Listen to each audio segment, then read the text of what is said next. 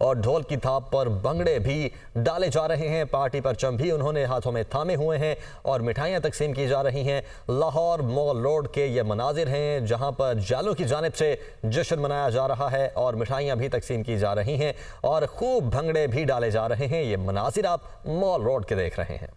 आसिफ जरदारी सदर पाकिस्तान मुंतखब, जबकि लाहौर के मॉल रोड पर जियालों का जश्न मनाया जा रहा है और ढोल की थाप पर भंगड़े भी डाले जा रहे हैं। पार्टी परचम भी उन्होंने हाथों में थामे हुए हैं और मिठाइयां तकसीम की जा रही हैं। लाहौर मॉल रोड के ये मनाजिर हैं जहां पर जालों की जानिब से जश्न मनाया जा रहा है और मिठाइयां भी तकसीम की जा रही हैं और खूब भंगड़े भी डाले जा रहे हैं। ये मनाजिर आप मॉल रोड के देख रहे हैं।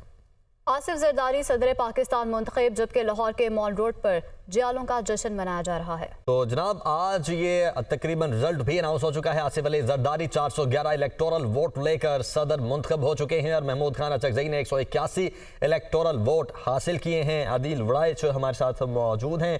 अदील, वही जो हम उससे पहले गैर हतमी कैलकुलेशन की हुई थी, 411 का हिस्सा आसिफ अली जरदारी का, 181 का हिस्सा महमूद खान अचकजई का, क्या कहेंगे?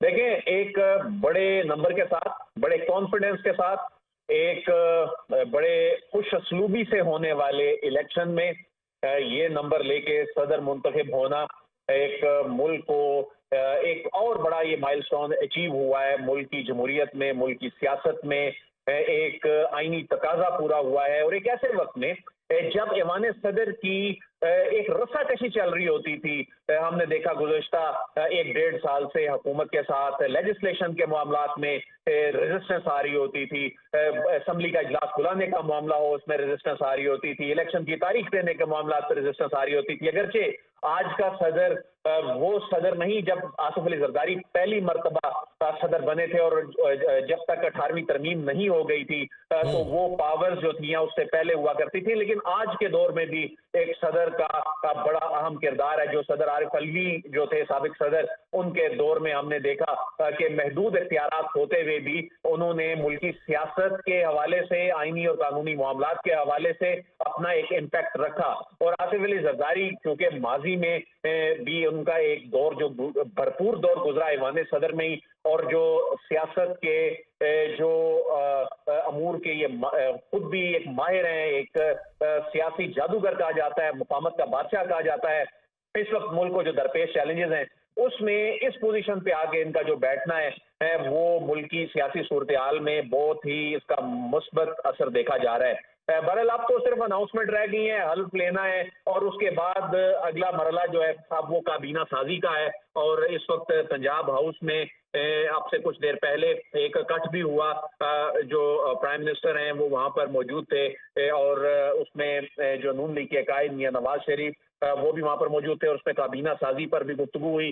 तो अब अगला मरला जो होगा उसमें इस मरले से निकलने के बाद पाकिस्तान पीपल्स पार्टी को इस बात पे कायल करना होगा कि देखें जो आपके साथ कमिटमेंट्स हुई थी उसके मुताबिक इन तमाम चीज़ों को अमली जामा पहनाया जा रहा है और ये मामला खुश असलूबी से तय हो रहे हैं। इस हुकूमत ने एक लंबे अरसे तक चलना है और इस वक्त की सिचुएशन में पाकिस्तान पीपल्स पार्टी का काबीना में बैठना बहुत जरूरी है। पाकिस्तान पीपल्स पार्टी इसकी ऑनरशिप ले। पाकिस्तान पीपल्स पार्टी अगर चूंकि पहले मरले में तो शायद काबीना में नहीं बैठेगी, लेकिन हमारी जो इतलात हैं वो ये है कि जो काबीना का साइज है वो पहले मरले में बहुत मुख्तसर रखा जाएगा। उसकी रीजन ये है ताकि अगले मरले में कोई अखाड़ पिछाड़ किए बगैर पाकिस्तान पीपल्स पार्टी को तो उसमें शामिल किया जा सके। लेकिन बहरहाल पाकिस्तान पीपल्स पार्टी के लिए आज बड़ा दिन है।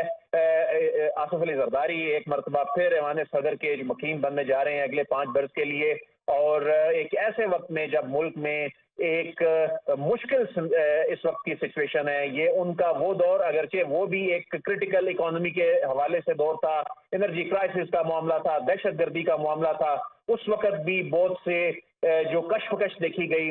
हमने देखा कि आसिफ अली जरदारी और उस वक्त मुक्तदरा के दरमियान भी एक रसाकशी थी। लेकिन आज का मंजर जो है एक मुख्तलिफ मंजर है। आज का मंजर जो है उसमें हम देख रहे हैं रियासत, हुकूमत जो है वो बहुत से मामलात पे एक पेज पे होके चीजों को खुश असलूबी से आगे लेके जाने का अज़्म रखते हैं। और एक ऐसे वक्त में रियासत का सरबराह जो है वो फेडरेशन और तमाम सूबों को साथ लेकर चलने पर यकीन रखने वाले आसिफ अली जरदारी जो हैं वो मुंतखब हुए हैं, जो बुनियादी तौर अदील, पे अवाम के लिए जो साबिक सदर आरिफ अलवी हैं, जो कि अब कल से हल्फ की तकरीब होगी तो उसके बाद बाकायदा तौर पर हम सदर मुमलिकत आसिफ अली जरदारी को अनाउंस कर सकते हैं, लेकिन जो आरिफ अलवी थे शायद इतने महदूद इख्तियारात होने के बावजूद जितना टफ टाइम उन्होंने इत्तेहादी जमातों को दिया उतना शायद हम आने वाले दिनों में ना देखें।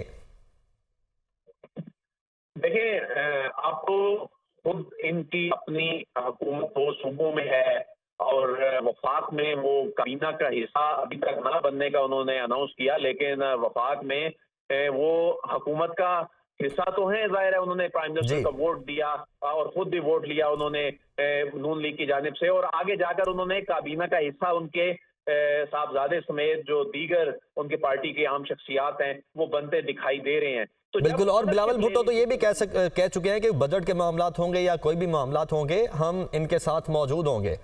अच्छा अदील, आप साथ ही रहेगा। महमूद खान अचकज़ई इस वक्त मीडिया टॉक कर रहे हैं, वो सुन लेते हैं।